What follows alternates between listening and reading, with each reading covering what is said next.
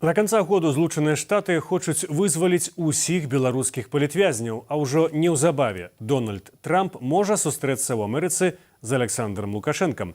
Сам Лукашенко заявіў, што Трамп яго запрасіў у Флорыду.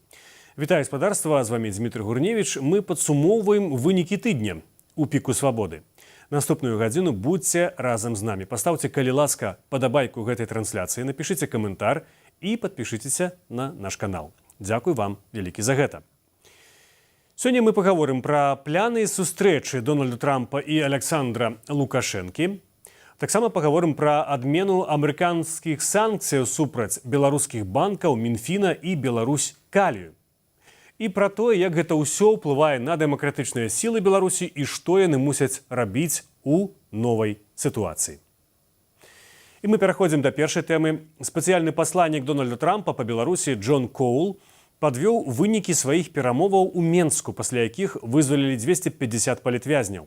У інтэрв'ю тэлеканалу Newsmax Коул сказаў: «Мы лічым, што нам удасца зрабіць больш і спадзяемся, да канца года будуць вызваленыя ўсе». Джон Коул таксама адзначыў, што прэзідэнт ЗША Дональд Трамп надаў яму поўную свабоду дзеянняў і паўнамоцтвы на перамовах з беларускім бокам. Давайте паглядзім гэты фрагмент з інтэрв'ю тэлеканалу Newsmax. Прэзідэнт Трамп практычна даў мне поўную свабоду дзеянню, рабіць тое, што я хачу ў гэтым пытанні. А потым я дакладваю яму, і пакуль што ён не супраць, бо гэта дапамагае свету ўбачыць, што мы не проста ваюем. Мы таксама вельмі спагадлівы народ, і мы верым у правы чалавека і гуманітарныя праекты. Гэта дае людзям свабоду, людзям, якія гадамі яе не мелі, а цяпер маюць. А до нас зараз далучаецца палітычны аглядальнік інфармацыйнага агенцтва «Позірк» Александр Класкоўскі. Вітаю, гаспадар Александр. Добрый дзень. Дзякуй, што далучыліся. Калі паглядзець разам на ўсё гэта, што адбываецца, прыезд Кола, заяву Лукашэнкі, што ён зараз паляціць у Флорыду, на вашу думку, ці вяртанне гэта Лукашэнкі ў вялікую міжнародную палітыку? У пэўнай ступені так, канешне, для яго гэта падарунак лёсу, таму што, па-першае, ён пасля 2020 года адчуваў такі комплекс нелегітымнасці.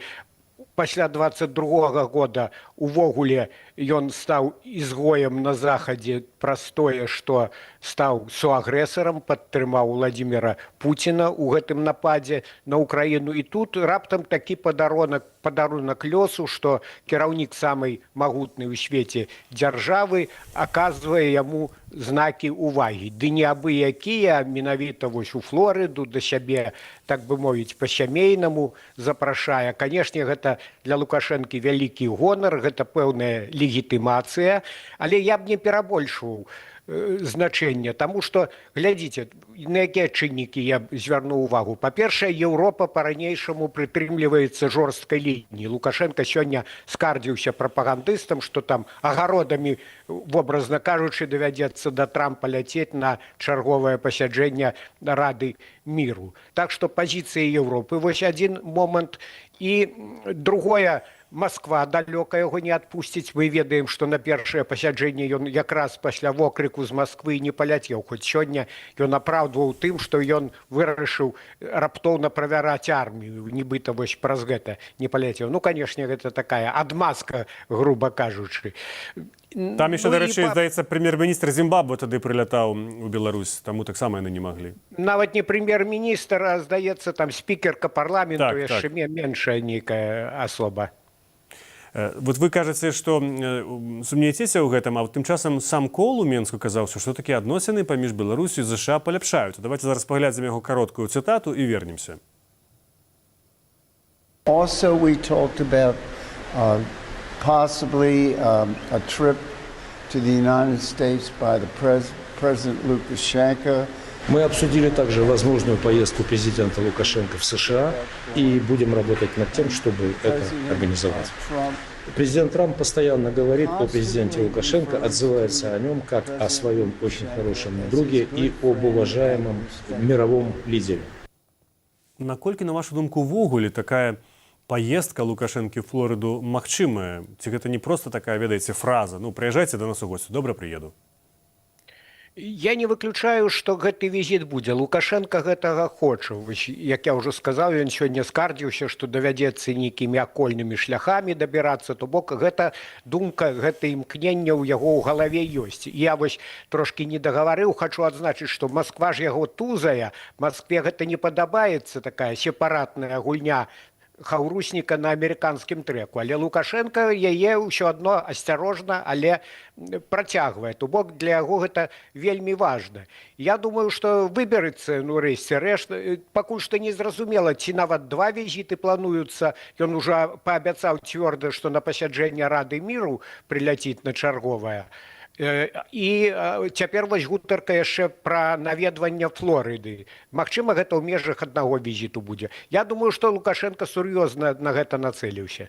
Ну, вы кажаце, што як бы Лукашенко, зразумела, гэтая сустрэча патрэбная для легітымізацыі свайго, там, назваць это прэзідэнцтва, ўладу Беларусі. А навошта Трампу патрэбна запрашаць Лукашенко, да яшчэ, магчыма, нават 2 разы?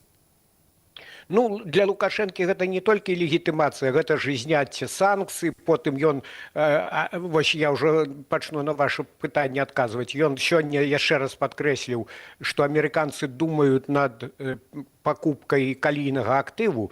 Ён у снежні абвесціў з трыбуны так званага ўсебеларускага сходу, што прапанаваў за 3 мільярды долараў не Трынежын, так называецца гэта прадпрыемства, і вось сёння ён паўтарыў, што амерыканцы думаюць, і ён гатовы таргавацца ў гэтым пытанні. І я не выключаю, ведаючы хватку Трампа такую бізнесовую, што калі яны зацікавяцца, то можа і сапраўды купяць гэты калійны актыў. І тады, дарэчы, магчыма, у Мінска такі план, што яны будуць мацней ціснуць на літоўцаў, каб арганізаваць транзіт калію праз Клайпеду. Або яшчэ адзін варыянт, калі адбудзецца замірэнне ва ўкраіне праз Адэсу. Гэта ў стылі Трампа такія вось угоды, як ён Арменію і Азербайджан, напрыклад, хоча памірыць праз тое, што нейкі там калідор транспартны імя Трампа пракладуць у тым рэгіёне. Ну, а калі трошкі адкруціць назад, то на пачатку, канешне, Лукашэнкам зацікавіліся ў кантэксце, зноў жа такі, гэтага міратворчага працэсу па ўкраіне. Вырашылі, што ён ведае падыходы да Пуціна нейкія асаблівыя. Потым, відаць, вось з'явілася цікавасць асобна да гэтага трэку вызвалення палітзняволеных. Тут многія кажуць пра тое, што Трамп хоча Нобелеўскую прэмію міру атрымаць, так ці не, ну, але гэта вось унікальны такі шчаслівы, я лічу, выпадак, такі збег абставінаў, які прыцягнуў увагу прэзідэнта самай вялікай краіны менавіта да далёкай Беларусі, хоць у яго шмат клопатаў і тарыфы, цяпер вось вайна з Іранам і гэтак далей. Але паколькі ён Коула прызначыў спецпасланнікам, то ўжо па такіх пракладзеных рэйках па інерцыі шмат у чым ідзе гэты працэс. Але тым часам, калі паглядзець на рэакцыю амерыканскіх чыноўнікаў, то не асабліва сказаць, каб яны як-то хваліліся гэтым вызваленнем. Гэта сапраўды поспех палітычны, вызваліць 250 палітычных вязняў або закладнікаў, як сам Трамп это называе. Але не было ні ягоных твітаў, не было пакуль заявы дзяржаўнага дэпартаменту. Ясна, што амерыканская прэса пра гэта піша, але хутчэй проста як пра навіну. То бок, вы кажаце з аднаго боку, што для Трампа важна для Нобелеўскай прэміі ці, магчыма, для свайго ўплыву, але з іншага боку, чаму тады ніяк яны не выкарыстоўваюць гэта? Ну, я думаю, што варта пачакаць. Магчыма, Коул вернецца ў Вашынгтон, зробіць даклад, і тады Трамп забомбіць які-небудзь свой твіт. Думаю, што цяпер вось гэта іранская ўся катавасія адцягвае ягоную увагу. Ну, але Коул жа вельмі выразна дэкларуе, што мэта застаецца тая самая, вызваліць усіх беларускіх палітвязняў. Так што, я думаю, працэс будзе так ці іначай працягвацца. Тут яшчэ варта сказаць, што я думаю, Трамп, паколькі Коул яго стары сябар, давераная такая асоба, дасведчаны юрыст, то Трамп, як, напэўна, і раней рабіў, проста дэлегаваў яму пэўную праблему, ведаючы, што гэты хлопец яго не падвядзе, праблему вырашыць. Таму няма патрэбы, гэта ж не Лукашенко, які там, як у тым анекдоце, камандуе, як сарціраваць бульбу. Так, давайте ще паглядзім зараз кароткае выказванне Джона Коула вось пра паляпшэнне гэтых адносін і пазней вернемся да чарговага пытання. Перспективы Беларуси и США вот в итоге, если резюмировать, хорошие? Действительно, во-первых, ситуация значительно улучшилась. Мы прошли очень большой путь с тех пор, когда мы вот в первый раз приехали сюда для встречи с президентом. Еще раз повторяю, ситуация очень улучшилась, и мы обсуждаем все вопросы, которые связаны с нашими двусторонними отношениями. Может быть, в следующий раз уже прямым рейсом? I hope so. Очень надеюсь на это. Видите, посланнік Трампа хваліцца, што адносіны паляпшаюцца. Нават, магчыма, не выключаюць аднаўленне нейкіх там рэйсаў або адкрыцця неба над Беларусю. Вы думаеце, што ўсё гэта робіцца без нейкага дазволу або адмашкі Пуціна? Ты можаш, Лукашенко недавно быў у Маскве? Няўжо гэта магчыма такое ўсё? Так, тут, як мы уже з вами трохи краналі гэтую тэму, няпростая сітуацыя для Лукашэнкі. Нейкі час таму, калі ў Мінск прылятаў Глазьеў, сакратар так званай саюзнай дзяржавы, Лукашенко перад ім апраўдваўся, і фактычна ён завочна звяртаўся да Пуціна. І нават адкрытым тэкстам прагучала, што мы вось сустрэнемся з Владзімірам Владзіміровичам і абмяркуем гэтае пытанне, стаўленне да Рады міру, мы ж там будзем патрэбную пазіцыю займаць, і вось так. Я коротко пераказваю сваімі словамі, то бок не выключана, што нейкая сустрэча была, нейкая гутарка падчас сустрэчы двух гэтых правадыроў там у Маскве была, і Лукашенко, ну ён жа хітры, ён жа умее, ён жа адкруціўся ад адпраўкі сваіх войскаў ва Ўкраіну. Так і тут ён, думаю, неяк выцыганіў, так бы мовіць, вось гэты дазвол ад Пуціна паляцець на Раду міру. Гэта, канешне, увесь час Лукашенко напружвае, але тут спакуса пераважвае, таму што, як мы ўжо казалі, гэта легітымацыя, гэта падвышэнне палітычнай суб'ектнасці, гэта здыманне санкцый. Дарэчы, Пуціну ён таксама можа сказаў, што ведаеш, гэта ж і табе выгадна, калі з нас здымаюць санкцыі, можа табе таксама запчастак для боінгаў падкінем там ці яшчэ чаго. Ці не перайграў у выніку Лукашенка, атрымліваецца, як бы і захад, і самога Пуціна, бо ён дачакаўся моманту, калі да яго прыязджаюць і яго фактычна упрошваюць. Ну, ведаеце, гэта сапраўды. Здавалася, што ўсё, ён ізгой пасля 20-го і 22-го года, але чарговы раз выкруціўся. У гэтым плане ён, канешне, фенаменальная асоба, як ён умее, здавалася, безнадзейных сітуацый выскачыць, гэта трэба аддаць належнае. Ну, тут, я думаю, дыпламатыя беларуская, Рыбакоў найперш, прадстаўнік у ААН, папрацаваў добра. Я ж кажу, такі збег абставінаў шчаслівы для Лукашэнкі.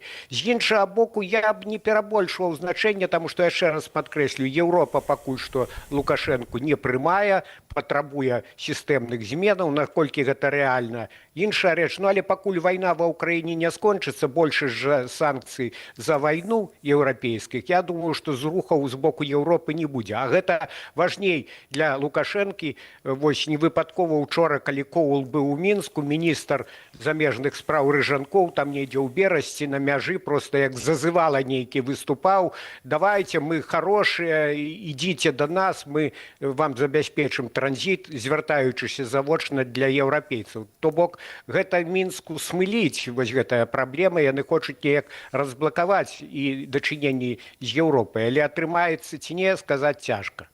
Я хочу таки нагадаць нашим гледачам, што мы працуем у жывым эфіры. Калі ласка, паставце падабайку гэтай трансляцыі, напішыце ваш каментар або пытанне, ёсць адмысловы чат на Ютубе. Спадар Александр, якраз сёння Лукашенко абвесціў пра тое, што літоўскія фуры будуць вернутыя Літве, якія былі закладнікамі, палітычнымі зняволенымі фурамі ў Беларусі. Ну гэта ж таксама нейкі жэст у бок Літвы. Ды і Літва ўжо не такая катэгарычная. Ціханаўская выехала ў Варшаву. Як вы думаеце, ці будуць вось такія, прынамсі, нейкія білатэральныя паляпшэнні адносін? Ёсць такі шанец, таму што, нагадаю, перад паездкай у Мінск Коул прыляцеў у Вільню, там сустракаўся з прэм'еркай Ругінене, і тая яму скардзілася, што і гібридныя гэтыя атакі пры дапамозе метэазондаў з цыгаретамі працягваюцца, і што вось гэтая праблема з фурамі літоўскімі не вырашаная. І я думаю, што Коул у Мінску з сваім візаві правёў такую, скажем так, выхаваўчую працу. Лукашенко ўжо адчуваў, што можа атрымаць па шапцы. Ён жа перад візітам Коула, відаць, сабраў, як у тым рэвізоры Гоголя, к нам едет ревизор, значит, з Америки, и хутенько сказал премьеру Турчину, каб той зладзіў сустрэчу з гэтымі літоўскімі перавозчыкамі. А сёння ўжо Лукашенко кажа, што літаральна найбліжэйшымі днямі сітуацыя будзе вырашана, і нават не будуць драць гэты драконаўскі тарыф 120 еўра за суткі, кажа, за копейкі хай забіраюць свае грузавікі. То бок, вось, як кажуць іншым разам, такі чароўны пендзель з боку амерыканцаў, відаць, дапамог. Ну, я думаю, што гэта дае і Літве падставы таксама неяк, можа, болей гнуткай рабіць сваю пазіцыю. Будзем назіраць за гэтым сюжэтам. А на вашу думку, ці вось, калі гэта паездка ў ЗША адбудзецца і кантакты, паляпшэнне з Злучанымі Штатамі стануць рэальнасцю, гэта неяк можа даць Лукашэнку магчымасць стаць больш свабодным ад Расіі, ці гэта ўжо ілюзія на гэтым этапе?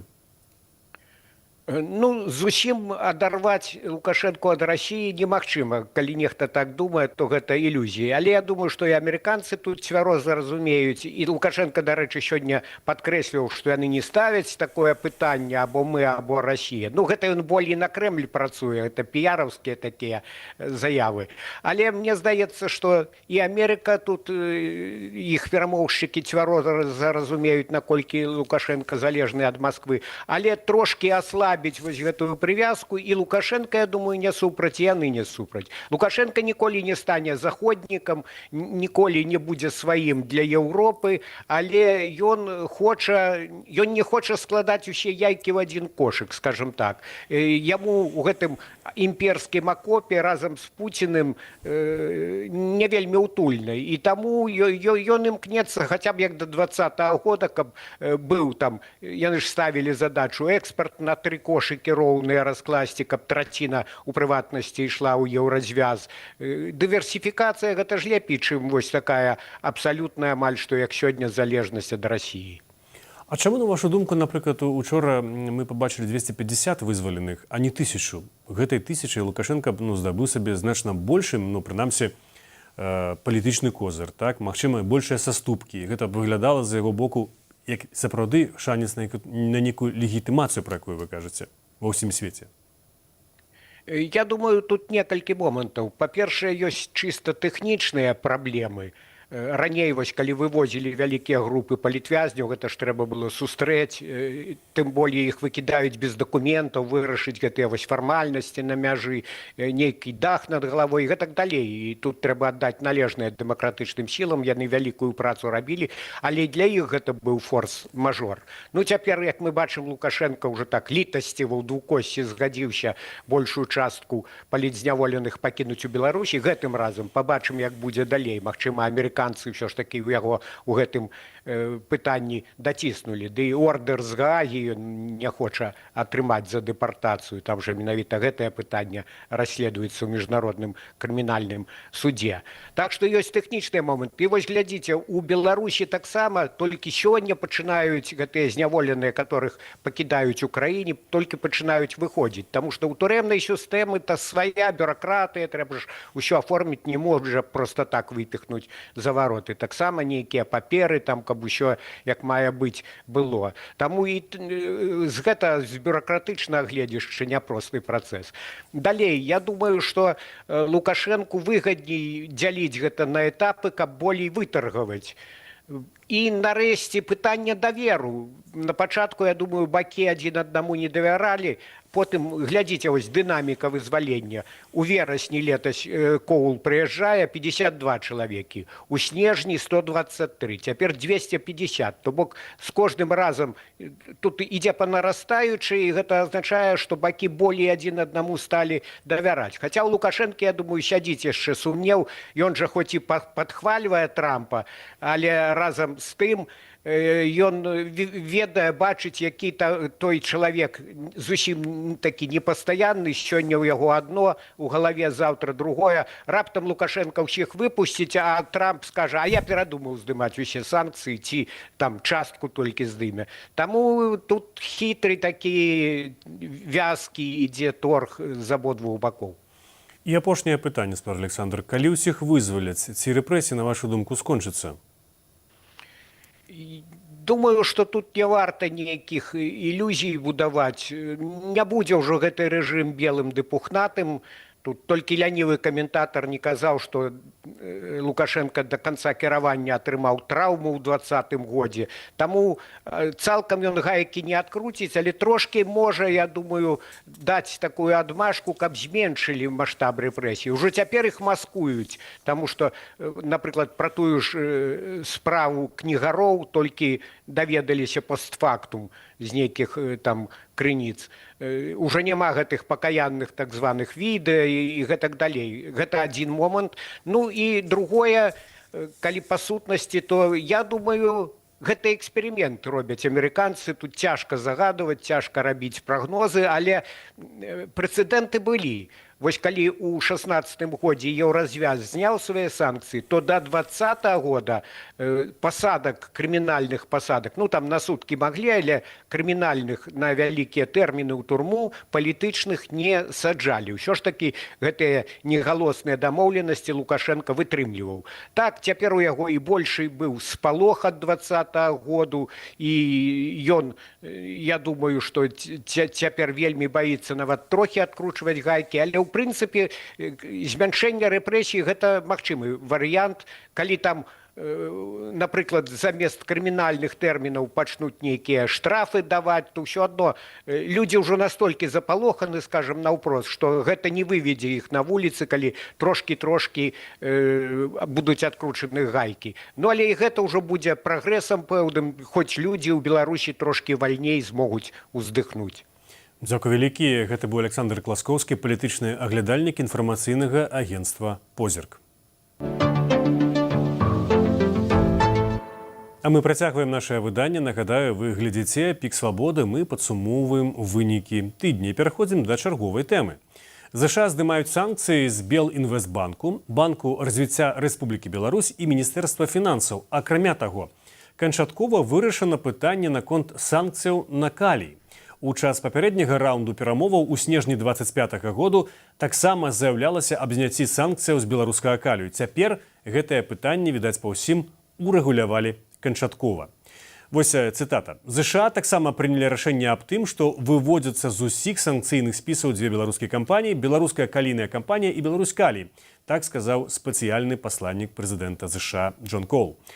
А мой сённяшні госць, прадстаўнік ініцыятывы «Белпол» Уладзімір Жыгар. Вітаю вас. Добрый день. Як вы оцениваете это зняцце санкций? Что это означает? Ну нас всех можно поздравить, потому что сняты санкции именно против банка войны, то есть Белинвестбанка, потому что Белинвестбанк кредитует развитие, например, производства Планар. Это литографическое оборудование, оборудование по работе с фотошаблонами и другим оборудованием. И это все предназначено для производства микросхем военного назначения на территории Российской Федерации. Перечень компаний, предприятий, куда поставляет Планар свою продукцию, там он просто огромен, там порядка 40 предприятий. Одним из таких был, кстати, было предприятие, которое попало под удар Storm Shadow в Брянске, Кремний-Л. И это на самом деле большая проблема. Помимо этого, Белинвестбанк является кредитором создания производств частей артиллерийских снарядов калибра 152 мм и реактивных снарядов калибра 122 мм на таких белорусских предприятиях, как Легмаш, Минский подшипниковый завод. И эта продукция поступает непосредственно в Россию. Также Белинвест является главным кредитором, получается, с предприятия по созданию боеприпасов в Республике Беларусь, это так называемый объект-участок, либо завод корпусных изделий. Согласно документации, которая имеется в распоряжении Белпол, основной рынок сбыта данной продукции, то бишь артиллерийских снарядов и реактивных снарядов калибра 122 мм, это Россия. Поэтому здесь, конечно же, получается, что санкции сняты с предприятия, которое работает, ну и теперь, конечно же, будет продолжать только более серьезно работать на российский военпром, то есть снабжая белорусские компании, осуществляя какие-то там, условно, операции для предприятий, которые работают на российский военпром. А скажыце, а на вашу думку, які галоўны падарунак для Лукашэнкі з усіх гэтых вось прадпрыемстваў, гэтыя банкі, Мінфін ці Калій? Нет, все идет, послушайте, все идет на самом деле достаточно планомерно. Еще 24 декабря 2025 года лично я в эфире Еврорадио говорил, что следующим будет Белинвестбанк. Потому что эта информация, в принципе, для людей, которые занимаются этим вопросом, это была информация не новая. Еще в феврале 2025 года, в принципе, режим Лукашенко положил на стол американцам вот такой вот, скажем так, прайс-лист, где был и Калий, где было и тот же самый Белинвестбанк, и Белавия. Есть еще, конечно же, дипломатическое представительство в Беларуси со стороны США. И, конечно же, нефтянка. Нефтянку, конечно, откладывают дальше, потому что нефти в Беларуси нет, нефть российская, и на это Америка на сегодняшний день пойти не готова, но через некоторое время и это будет снято, в принципе, потому что, как мы видим, тут ни перед чем никто не останавливается, и большой вопрос, кстати, к тем людям, которые вели коммуникацию с США, потому что вся информация о том, чем является, например, Белинвестбанк во всей этой военно-промышленной, скажем так, кухне, что это за банк, как он важен, вся эта информация была, как мы видим, результат, в принципе, вот такой, какой он есть. А на вашу думку, хто адчуе эфект? Бюджет, силовики, звычайные люди? Любая продукция, которая когда-то с трудом оплачивалась даже в Китае, сейчас она будет спокойно оплачиваться через Белинвестбанк. И, не знаю, там условно какой-то там станок, либо какая-то деталь, либо там та же самая взрывчатка будет спокойно поставляться на территорию Беларуси, будет трансформироваться в какой-нибудь снаряд, который поступит в Россию, а потом попадет на фронт. Так что здесь, в принципе, все достаточно очень очевидно. Зараз я хотел бы, каб вы паглядзелі одну з цытатаў расійскага эканаміста Дмітрия Некраса. Я просто попрошу нашага прадзюсера памяняць месцамі, бо я меўся паказаць вам іншую. Яна тычыцца менавіта вось гэтай шэрай зоны тавару падвойнага прызначэння. На думку Дмітрия Некрасова, які даў інтэрв'ю майму калегу Юрию Дракахрусту, гэтыя санкцыі наадварот дапамаглі і дапамагаюць зараз прадаваць, прынамсі ў Расею, тавары падвойнага прызначэння. Давайте поглядим. Реальный результат санкций, если говорить про выбор Европы, состоит ровно в том, что условную взрывчатку стало гораздо проще ввести. А я просто в свое время проводил исследования, как раз общаясь с бизнесменами, которые эти санкции обходят, и я буквально разговаривал с 3 разными людьми, которые занимаются импортом товаров двойного назначения. И как раз тот факт, что теперь весь импорт из ЕС в Россию серый, привел к тому, что гораздо проще в этом импорте спрятать товары двойного назначения, и разница в издержках по импорту женского белья и товаров двойного назначения нет. Вот в этих товарных и денежных потоках, которые идут по серому импорту, стало гораздо проще прятать эти товары двойного назначения. И вот для человека, к которому обращаются, чтобы импортировать, он одинаково легко за достаточно маленькие деньги импортирует как женское нижнее белье, так и товары двойного назначения вместе с ним. Это единственный результат соответствующего морального выбора. Что вы скажете на этот аргумент? Странно, документы, которые подписаны различными людьми из Беларуси, которые находятся на высоких, скажем так, должностях, говорят об обратном. Если говорить про взрывчатку, я хотел бы посмотреть, как взрывчатку возят через европейские границы. Странно, но даже по тем документам, которые есть у Белпол, взрывчатку собирались закупать у Ирана, Китая, Пакистана и России. Поэтому ни в каком коридоре для взрывчатки через то есть Европу, Беларусь этой речи идти не может. Если говорить о санкциях даже на банковскую сферу, то из тех документов, которые мы, в том числе, которые лежали в основе нашего доклада про реальное воздействие санкций, в общем-то, четко и понятно видно, что даже Китай не хотел иметь дело с белорусскими банками. И, по-моему, если не ошибаюсь, 80-85% платежей Китай отклонял. И предлагались различные схемы, которые были достаточно сложны. В той же самой Индии там было тоже, пытались как-то конвертировать валюту в местную, потом в российскую. Но это все не приносило того эффекта, который нужен был системе. Поэтому та же самая Индия предлагала, что давайте мы не деньгами вам будем платить, а условно, там, не знаю, рудой, еще чем-то. Но Лукашенко нужны именно деньги. Поэтому мы отталкиваемся от документов различных министерств Беларуси, которые, в общем-то, опровергают вот это заявление. Таксама сёння стала вядома, што эксперты інстытуту вывучэння вайны, это славутыя, которые штодзённа каментуе вайну ва ўкраіне, тлумачыць усю тактыку вайны, яны мяркуюць, што скасаванне гэтых санкцыяў ЗША супраць некаторых беларускіх прадпрыемстваў, што гэта будзе спрыяць якраз развіццю расійскай эканомікі і такім чынам ваенным дзеянням Расіі ва ўкраіне. А можете патлумачыць, якім чынам гэта можа адбывацца? Здесь, конечно, лучше по этому поводу поговорить с экономистами, которые больше знают по данной теме, но любое снятие санкций с Белоруссии, это делает фактически Беларусь своего рода коридором, то есть где, как было, например, с тем же самым белорусским маслом, которое привозится с территории, то есть зерно привозится с оккупированных территорий Беларуси, перерабатывается, ставится штемпель, что это сделано в Беларуси, и дальше идет как белорусское масло. И все остальное будет ходить, в принципе, с Россией ровно так же. Причем важность и нужность режима Лукашенко, в принципе, для Кремля повышается. Поэтому любое снятие санкций без фундаментальных изменений в Беларуси придет к тому, что мы будем иметь и политических заключенных, и увеличение милитаризации в Беларуси, и будет повышаться не шанс сохранения, например, независимости и суверенитета Беларуси, а именно будет повышаться важность и нужность Лукашенко в глазах Путина. До речі, давайте зараз ще раз паглядзім чарговую цытату Некрасова, бо ён якраз таки кажа, што нічога, акрамя пагаршэння жыцця простых беларусаў, санкцыі у адносінах да Беларусі не прыносят. Давайте послухаем.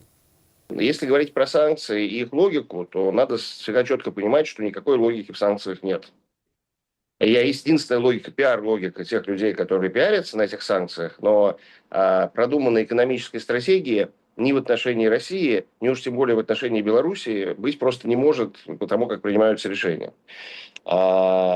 Тут бывает логика, например, того, что проще сделать. Есть логика... Я бы совершенно не согласился с тезисом, что в России там подавляют импорт. Это, скажем так, то, что все санкции, которые в отношении импорта в Россию, это, оказали микроскопический эффект. Это действия, такие малозначимые для российского рынка. То есть, это максимум результируется в росте цен на определенные товары в России, да. И там, где есть товары-заменители сопоставимого качества, там, допустим, китайские, просто произошла замена одних товаров на другие сопоставимого качества. Те, кто хочет себе купить Lamborghini или там сумочку Gucci, их спокойно покупают, но просто платят, не знаю, на сколько, на 10-15% больше, чем если бы не были санкции. А может, и по отдельным товарам, и наоборот, платят дешевле, потому что все возят по-черному. И, короче говоря, подавление российского импорта, мой тезис состоит в том, что это, такая довольно бессмысленная, размазанная мера, и считать, что это основным острием санкционной политики, довольно странно. Все главные санкции в отношении России, они как раз сосредоточены тоже в отношении экспорта, я имею в виду главные по значению, по воздействию на экономику. В первую очередь связаны с запретом покупок российской нефти Евросоюзом, что приводит к значительным потерям на транспортировку и прочее. И другим связанным вопросам, то есть газом, например. То есть тут я вообще и с этим тезисом, который прозвучал, что в Белоруссии подавляют экспорт, и в России импорт, я не согласен совершенно. Да? Во-первых, никто в такой логике не мыслит. А во-вторых, по факту, если говорить о каких-то значимых санкциях в отношении России, то все они связаны именно с экспортом. А импорт – это все ерунда. Гэта быў Дмітрий Некрасов. Владимир, скажите, ласка, на вашу думку, микроскопичный эффект, кажет Некрасов, на Россию санкции зрабілі. А што ў сувязі з Беларусю? Ці гэтыя санкцыі нейкім чынам паўплывалі на магчымасць таксама вядзення вайны, на тое, што Беларусь у пэўным сэнсе спонсаруе гэтую вайну? В смысле, в каком-то смысле. Беларусь является фактически соагрессором.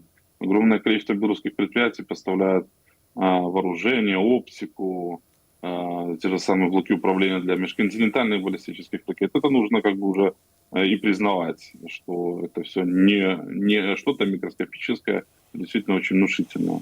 И в своем докладе аналитическом про воздействие санкций на тот же самый военпром белорусский мы четко показали, что увеличение стоимости конечного продукта, например, условно возьмем реактивный снаряд для РСЗО «Град», ввиду санкций, ввиду сложности поставки определенных деталей, оборудования, той же самой взрывчатки, сделали товар настолько дорогим, что Россия не захотела его выкупать по ранее оговоренным ценам.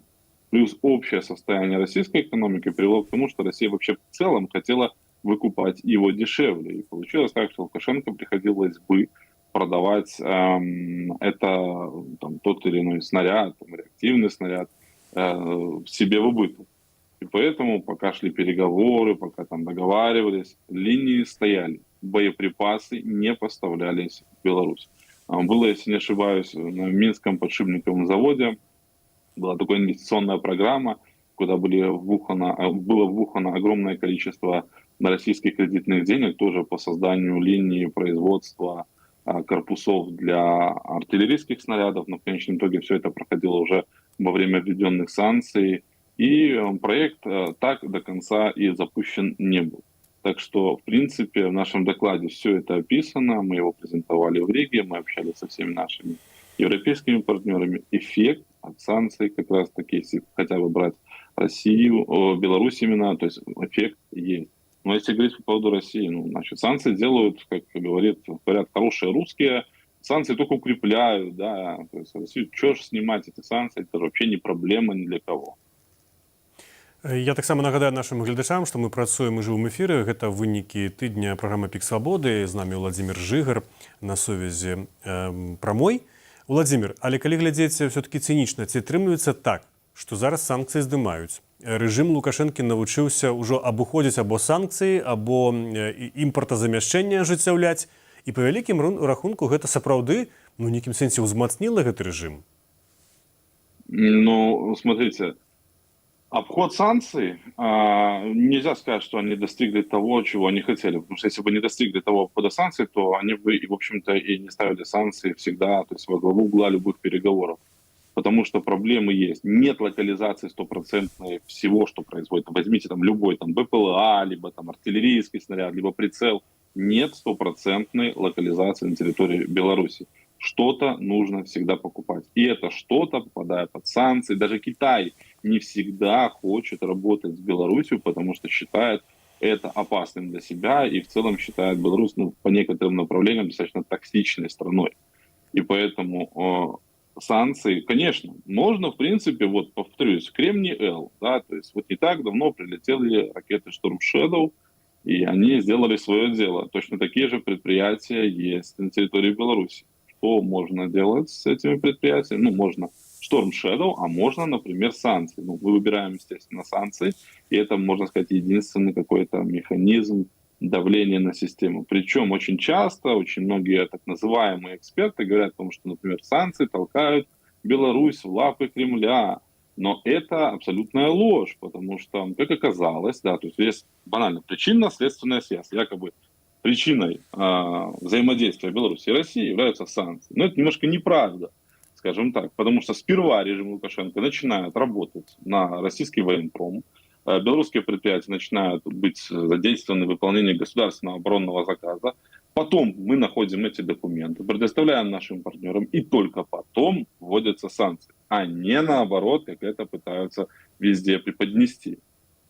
Сказать, что режим Лукашенко стал от этого сильнее, знаете, если после стольких, конечно, хотелось бы, чтобы санкций было, безусловно, больше, и необходимо над этим работать, но в целом ситуация сейчас даже такова, что после 6 часов необходимо было Лукашенко придумать идею, да, выключать свет. Это что же не от хорошей жизни.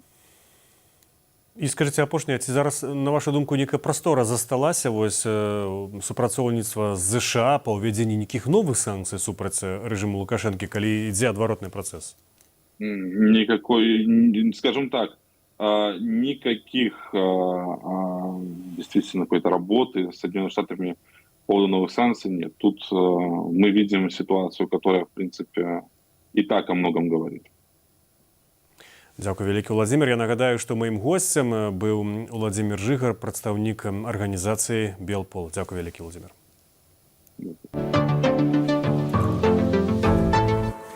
Мы працягваем наше выданне. Нагадаю, для вас у празе працую я, Дмітрый Гурневіч. У прамым эфіры з Пік Свабоды мы падсумоўваем галоўныя падзеі тыдня. Паколькі мы працуем у жывым эфіры, калі ласка, пішыце ваши заўвагі, ваши пытанні ў чат на Ютубе. Ставце, калі ласка, падабайкі гэтай трансляцыі. Падпісвайцеся на наш канал, калі вы яшчэ гэтага не зрабілі. Будзьце разам з намі.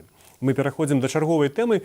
Гучаць крытычныя меркаванні, што адмена санкцый – гэта крок насустрач Пуціну напярэдадні адмены санкцый супраць Расіі. Пра гэта мы ўжо гаварылі з Уладзімірам Жыгарам у эфіры нашай праграмы. А мы зараз хочам пагаварыць яшчэ і пра тое, ці у гэтым працэсе мае некае значэнне дэмакратычная апазіцыя Беларусі? Ці чуе адміністрацыя Трампа голас беларускай грамадзянскай супольнасці? Ці дэмакратычныя сілы неяк уплываюць на гэтыя вызваленні палітвязняў? І якая іх цяпер роля і задача, калі Вашынгтон і Менск кажуць пра паляпшэнне адносін і кантактуюць напрамую? Пра гэту я паразмаўляю з кіраўніком агенцтва еўраатлантычнага супрацоўніцтва Валерым Кавалеўскім. Вітаю вас. Добрый день. Спадар Валера, спачатку на пачатку скажыце, на вашу думку, чаму сталася магчымым увогуле вызваленне такой вялікай колькасці людзей, якую мы бачылі учора, 250 чалавек? Гэта відавочна, што гэта вынік актыўнай дыпламатыі той палітыкі, того падыхода, якія занялі Злучаныя Штаты датычна праблемы палітвязняў у Беларусі. Яны перайшлі ад таго, каб размаўляць пра праблему, расказваць пра то, якія яны салідарныя з палітвязнямі, да практычных дзеянняў. І менавіта ў гэты момант пачаўся эфект ад такой працы. Гэта да пытання да таго, што яшчэ 2 гады таму казалася пра тое, што вызваленне палітвязняў немагчымае, Лукашенка нікога не будзе вызваляць. І гэтая размова працягвалася да таго моманту, пакуль Злучаныя Штаты не пачалі працаваць над гэтым. Чаму гэта важна зрабіць такую выснову? Таму што зараз сёння такія самыя размовы вядуцца пра тое, што Лукашенка не спыніць рэпрэсіі ў Беларусі, але тут адваротнае пытанне. А хто-небудзь займаўся пытаннем спынення рэпрэсій ці не? Ці гэтая праблема па-ранейшаму застаецца проста прадметам для абмеркавання, але не для практычных дзеянняў? То бок можна сказаць, што адміністрацыя Дональда Трампа аказалася больш эфектыўнай у гэтым пытанні, чым адміністрацыя Джо Байдена. Я б не праводзіў такія паралелі, таму што сам перамоўны працэс паміж Злучанымі Штатамі і Мінскам пачаўся менавіта пры адміністрацыі Байдена. Ужо тады было зразумела, што вырашэнне праблемы з палітвязнямі Беларусі патрабуе практычных дзеянняў. Болей за то, былі вельмі сур'ёзная кампанія ад грамадзянскай супольнасці, ад праваабаронцаў, якія казалі, гэта тэрміновая задача. Нам трэба рабіць нешта над гэтым для вырашэння гэтай праблемы з палітвязнямі, таму што людзі гінуць у турме, людзі губляюць здароўе. Было дастаткова інфармацыі з турам пра тое, у якіх умовах знаходзяцца палітвязні, як да іх ставяцца. Ну і таму эта кампанія, яна дасягнула свайго эфекту менавіта са Злучанымі Штатамі, якія вырашылі падтрымаць, якія вырашылі пайсці вось гэтым шляхам. Але сама размова, сам перамоўны працэс пачаўся пры Байдане. Да таго моманту, калі Трамп прыйшоў ужо да ўлады, гэты механізм размоваў паміж Мінскам і Вашынгтонам, ён ужо быў досыць добра адпрацаваны. І калі толькі прыйшла адміністрацыя Трампа, то яны таксама прынялі такое прынцыповае рашэнне, што мы працягваем гэту працу, мы выходзім ужо ў практычнае поле. Ну і з цягам часу мы пабачылі новыя вызваленні і пабачылі пераход яго ўжо ў публічную прастору, калі бакі дасягнулі пэўнага ўзроўню ўзаемнага даверу, што яны могуць не толькі дамаўляцца, могуць разлічваць на тое, што гэтыя дамоўленасці будуць выконвацца. Тады чаму яны пры Байдане не выходзілі, палітвязні? Таму што перамовы пачаліся толькі летам 24-го года, ужо праз 4 месяцы Байден прайграў гэтыя выбары, ужо было не да таго. Гэта пра тое, што такія перамоўныя працэсы досыць адчувальныя і складаныя, як найбуйнейшая дэмакратія ў свеце Злучаныя Штаты і як дыктатура Лукашенка. Трэба час для таго, каб адзін аднаго зразумець, намацаць нейкія варыянты вырашэння праблем, дамовіцца пра штосьці. Это просто займае час, але тым не менш зараз мы бачым, што гэты эфект ён становіцца ўсё больш і больш заўважным, ўсё больш і больш сур'ёзным. Ужо на сённяшні дзень больш за 800 чалавек вызваленыя з беларускіх турмаў. Гэта сур'ёзны вынік. Амаль 500 з іх гэта тыя людзі, якія вызваленыя менавіта наўпрост праз намаганні амерыканцаў. Вы кажаце пра намаганні амерыканцаў, пра супрацоўніцтва дыпламатаў, а ці ўдзельнічае ў гэтым працэсе і ці мае нейкі ўплыў на гэты працэс беларуская апазіцыя дэмакратычнай сілай? Уплыў, канешне, не. У тым сэнсе, што няма наўпроставага ўдзелу ў гэтай кансультацыях. Амерыканцы не прыходзяць да беларускіх дэмакратычных сіл ці грамадзянскай супольнасцю за нейкімі падказкамі, парадамі. Гэта тое, што можна рабіць ініцыятыўна. Тут Злучаныя Штаты застаюцца адкрытымі да размовы. То бок і наша кааліцыя за вызвалення палітвязняў у Беларусі таксама мае магчымасць сустракацца з удзельнікамі перамоўнага працэсу, інфармаваць іх пра сітуацыю ў Беларусі, даваць ім нейкія свае рэкамендацыі, парады, падказкі. Ну, але якімі яны будуць карыстацца ў выніку ў гэтым перамоўным працэсе, гэта, конечно, залежыць выключна ад іх. І вельмі правільна тое, што гэты працэс выбудоўваецца менавіта паміж дзяржавамі, бо ўсё ж такі тут іншая ступень адказнасці, і размаўляць трэба з тымі людзьмі і з тымі структурамі, якія могуць прымаць адпаведныя рашэнні. Тут трэці бок будзе абсалютна лішні менавіта ў гэтым працэсе, калі два бакі ўжо дамовіліся і навучыліся размаўляць адзін з адным. Дзяніс Кучынскі, дарадца Святлана Ціхановская, учора ў прамым эфіры нашай трансляцыі таксама Рады Свабода з Вільні гаварыў пра тое, што Джон Кол размаўляў з ім за дзень да гэтага вызвалення, бо Джон Кол быў у Вільні. Пазней ён сказаў, што фактычна амерыканцы ў пастаянным кантакце з офісам Ціхановскай па гэтым пытанні. Дык тады навошта гэтыя, на вашу думку, кантакты? Што яны могуць абмяркоўваць там? Мне цікава, навошта Дзяніс Кучынскі пра гэта расказвае усім і кожнаму, і пасля, магчыма, для таго, каб пасля атрымаць ад Джона Коула публічныя заявы пра тое, што ён размаўляе з прэзідэнтамі, то бок Беларусі і Злучаных Штатаў, это цытата, і ніхто на яго не мае ніякага ўплыву. Магчыма, Дзянісу Кучынскаму падабаецца, калі яго так прыніжаюць публічна раз за разам. Але мы бачым, якая эвалюцыя была ў офіса і ў кабінета датычна амерыканскага трэка, што на пачатку яны катэгарычна былі супраць, яны былі ў роспачы, разгубленыя, што з гэтым рабіць, бо ўсё ж такі тая формула, якую выкарыстоўваюць амерыканцы ў вызваленні палітвязняў у Беларусі, яна наўпрост супярэчыць той стратэгіі, на якой настаивае да гэтага часу офіс і кабінет. Гэта ізаляцыя, гэта ціск, гэта непрызнанне. Адно і тое, што трэба размаўляць з беларускімі дыпламатамі на палітычным узроўні, гэта ўжо разбурэнне ізаляцыі. Тое, што трэба ехаць да Лукашэнкі, паціскаць яму руку і дамаўляцца пра вызваленне людзей, гэта ўжо абнуляе гэтую палітыку непрызнання. Тое, што трэба прыносіць за стол перамоваў нейкія рычагі канкрэтныя для того, каб дасягаць дамоўленасці, каб людзі выходзілі, то бок зняцце існых санкцый, неваенных санкцый. Гэта трэці элемент гэтай стратэгіі, які таксама разбураны цалкам. Але ўсе гэтыя элементы, яны абсалютна неабходныя для таго, каб дамагацца выніку, каб людзі выходзілі на свабоду. І калі я чую ад офіса на сённяшні дзень ужо такія бравурныя заявы пра тое, што гэта мы ўсё прыдумалі, гэта мы шукалі гэтых людзей, перамоўшчыкаў, каб яны дасягнулі выніку, каб вызвалялі людзей, і мы цалкам падтрымліваем гэтую палітыку, бо гэта ўсё фактычна была наша ідэя. Ну, даруйце, я думаю, што тут любы, не толькі журналіст, а і звычайны абывацель можа правесці нейкія паралелі і сказаць, дзе тут правда, дзе тут просто выдумка, фантазія і спроба нацягнуць нейкую сітуацыю, прысабечыць просто тыя вынікі, якія гэтым людзям не прыналежаць ніяк. А хто, на вашу думку, складае спісы гэтых палітвязняў, которые вызваляюцца? Хто падсоўвае амерыканцам гэтыя імёны? Все ж такі яны не павінны іх асабіста ведаць гэтых людзей. І ў тым ліку я просто пералічу, што падчас вызвалення кожны з гэтага раунду вызвалення там все ж такі прадстаўнікі офісу, яны знаходзіліся там у амерыканскай амбасадзе ў Вільні, яны ўдзельнічалі, каментавалі. Да, удзельнічаць, каментаваць, стаяць на мяжы. Там стаяць і літоўскія дыпламаты, якія выступаюць супраць вызвалення, супраць, не супраць вызвалення, а супраць таго, каб размаўляць з рэжымам Лукашэнкі. Ну, ўсё ж такі, давайте мы будзем казаць, ёсць перамоўны працэс, а ёсць вельмі шмат людзей, якія ходзяць навокал і расказваюць пра тое, якое дачыненне да перамоўнага працэса яны маюць, уплываюць на яго і гэтак далей. Спісы, якімі карыстаюцца амерыканцы, гэта спісы праваабарончага цэнтра «Вясна». Гэта, скажем так, это тыя спісы, да якіх ёсць давер.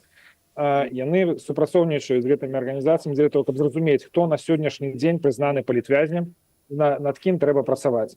У нас таксама ў нашай кааліцыі была сустрэча з перамоўшчыкамі, у тым ліку з Коулам у Вашынгтоне некалькі тыдняў таму і абмяркоўваліся гэтае пытанне, але гэта не павінна быць нейкім прадметам для публічнага абмеркавання, там абсосвання там ці што насамрэч паўплывае на Коула. Конечно, на Коула ўплывае выключна той мандат, які ён атрымаў ад свайго прэзідэнта, і ён абмяркоўвае гэта пытанне менавіта з Лукашенко.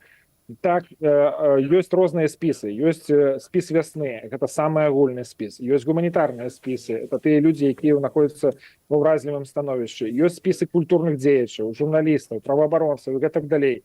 Часам яны пераклікаюцца, часам яны накладваюцца адно на адно. Але гэтыя спісы і кожнае гэтае імя абмяркоўваецца амерыканцамі з Мінскам, і ўрэшце рэшт рашэнне аб тым, хто будзе выходзіць, прымае сам Лукашенко. Менавіта ён з'яўляецца апошняй асобай, якая ставіць свой подпіс пад гэтымі спісамі. Там няма Кучынскага, там няма Франака Вячоркі, там няма Светланы Ціхановскай, якія суправаджалі гэты працэс. Таму давайте будзем рэалістамі і будзем адсекаць гэтыя фантазіі раз і назаўсёды. Проста людзі, якія спрабуюць пэўным чынам прысабечыць, зарабіць сабе нейкія палітычныя ачкі на гэтай справе. Менавіта таму кааліцыя за вызваленне палітвязняў настойвае на тым, каб гэты працэс заставаўся гуманітарным, дэпалітызаваным, каб палітыкі не лезлі ў гэтую справу, таму што яны заўсёды будуць спрабаваць нейкім чынам залезці ў гэты працэс, надзець яго на сябе і зрабіць выгляд, што нібыта яны штосьці некае дачыненне да гэтага малі. Я лічу, што трэба тут медыя таксама быць асцярожнымі з тым, што яны даюць сказаць сваім суразмоўцам у эфіры. Это просто піар на сваю ўласную карысць, не на карысць справе. Валерый, вы таксама сустракаецеся з замежнымі дыпламатамі, палітыкамі, вы шырока пра гэта пішаце ў вашых сацыяльных сетках, не толькі вы, а таксама людзі, которые з вами ў розныя сталіцы падарожнічаюць. А тады які плён ад гэтых сустрэч, калі, напрыклад, вы сустракаецеся ў еўрапейскім звязе з рознымі палітыкамі, а Еўропа увогуле не ўдзельнічае ў гэтым працэсе вызвалення, дык навошта тады сустракацца з імі, або пераконваць, або тады інакш скажыце, а які вынік з гэтага? Да, сапраўды, добрае пытанне. Мы сустракаемся не толькі з еўрапейцамі, з амерыканцамі. Мы лічым крайне неабходным падтрымліваць гэту зацікаўленасць, каб амерыканцы адчувалі, што іх намаганні яны апраўданыя, што яны запатрабаваныя, што яны падтрымліваюцца таксама і грамадзянскай супольнасцю, не толькі палітвязнямі, не толькі іх роднымі. Што тычыцца наших поездок по Европе, по европейских столицах, то на сегодняшний день Европа займае пассивную позицию, яны назираюць за гэтымі намаганнямі Злучаных Штатаў, але яны пакуль што не ўключыліся ў практычную справу. Яны фактычна аутсорсілі гэта ці дэлегавалі гэта Злучаным Штатам, так, пассивна, конечно, але робяць выгляд, нібыта гэта не еўрапейскі крызіс, а амерыканскі крызіс. Беларусь все ж таки еўрапейская краіна, а не краіна амерыканскага кантыненту. Таму для нас вельмі важная задача ўсё ж таки падштурхнуць, матываваць еўрапейскія краіны того, каб яны ўступалі ў гэты працэс, каб яны рабілі гэтыя практычныя намаганні, бо калі мы хочам, каб людзі як мага хутчэй выходзілі з турмаў, і тым больш, каб рэпрэсіі ў нашай краіне спыняліся, вельмі важна, каб еўрапейскія краіны таксама далучаліся да гэтага працэсу. І тое, што мы бачым на сённяшні дзень у публічнай прасторы, пра што гаворыць і сам офіс, яны гавораць, Злучаныя Штаты працягвайце рабіць, што вы робіце, але еўрапейскі звяз мусіць гэта не рабіць. Не рабіце, не далучайцеся, не далучайцеся да практычнай працы. Ваша справа гэта дамагчыся сістэмных зменаў у Беларусі. Ніхто не ведае, якім чынам. Найхутчэй гэта можа быць ідэя кшталту нацыянальная дыялога, які павінен прайсці паміж офісам, кабінетам і Мінскам з другога боку, без удзелу Лукашэнку. Карацей, тут вельмі шмат супярэчнасцяў, якія накідалі проста в одну кучу офісныя супрацоўнікі, без разумення того, што можа спрацаваць, а што не можа спрацаваць. Задача нашай кааліцыі дамагчыся таго, каб еўрапейцы паглядзелі на сітуацыю Беларусі не на як нейкую немагчымасць. Гэта немагчыма вырашаць тыя ці іншыя пытанні крызіса, а як на тое месца, дзе рашэнні крызіса магчымыя. Але для гэтага трэба займацца гэтым, а не толькі размаўляць пра гэтыя праблемы, не толькі расказваць пра каштоўнасці, пра нормы, пра прынцыпы дэмакратыі. Трэба закасваць рукавы і займацца гэтай справай. І это тое, да чаго штурхаем мы, і это тое, ад чаго штурхае офіс, якія настойваюць на тым, што пазіцыю Захаду трэба раскалоць. А па Беларусі каб Злучаныя Штаты займаліся сваёй справай, ну а тым часам еўрапейскі звяз ніякай справай не займаўся. А ці канфліктныя галасы ўнутры апазіцыі па гэтым пытанні, які зараз вы агучылі, так? Ну, напрыклад, па пазіцыі Еўразвязу, таму што офісы, кабінеты яны заклікаюць захоўваць сапраўды санкцыі, каб дэмакратычныя змены адбыліся больш грунтоўна, не проста вызваленне, а ЗША нібыта проста вызваляюць. Ці гэта не шкодзіць гэтаму працэсу, тому што вы гаворыце рознымі галасамі ўнутры апазіцыі, значна больш, не толькі вы і офіс, напрыклад. Так, безумоўна, гэта заўважаецца, і мы пра гэта адкрыта размаўляем. Нам задаюць пытанні, нас удакладняюць, як гэта суадносіцца з іншымі галасамі. Тут у нас ёсць заўсёды магчымасць для адкрытай шчырай размовы. Мы паказваем на тое, што мы не выступаем за палітычныя інтарэсы канкрэтных лідараў. Ці гэта Лукашенко, ці гэта Святлана Ціхановская. Абодва палітыкі, абодва спрабуюць нейкім чынам адстаяць свае палітычныя інтарэсы, захаваць свой статус, захаваць там нейкія рэшткі ўлады ці ўплыву. Наша задача думаць пра людзей. І гэта тычыцца, калі мы кажам пра палізняволеных, это канкрэтных індывідуумаў, канкрэтных людзей, ці калі рэпрэсіі, гэта таксама пра людзей.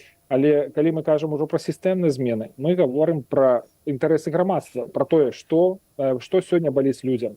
Куды хацела б прыйсці Беларусь, менавіта беларусы самыя, якія там ёсць тренды у самой краіне. Пра гэта не размаўляюць у Еўропе, пра гэта не размаўляюць у Брусэлі, куды прыязджае раз за разам высокапастаўленая дэлегацыя з Варшавы, з Вільнюса, але ў іх ніколі няма нават спробы праінфармаваць пра тое, што насамрэч адбываецца ў Беларусі, якія ёсць пагрозы для беларускага суверэнітэта і што для гэтага трэба зрабіць.